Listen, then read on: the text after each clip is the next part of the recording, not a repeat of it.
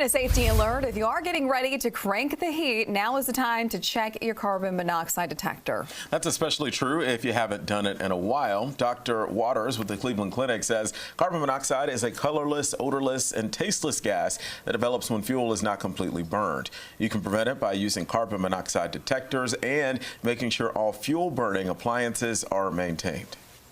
The wintertime actually makes the perfect environment for carbon monoxide poisoning. People have their houses sealed up, their heaters are on, they may be warming up cars in garages, or if the power goes out, they might be using generators. Symptoms of carbon monoxide poisoning can vary. In the early stages, it can cause headaches, nausea, and shortness of breath, but longer exposure can lead to mental confusion, chest pain, loss of consciousness, and even death. Dr. Waters says if your carbon monoxide detector goes off, it's important to get out of the house right away and call 911.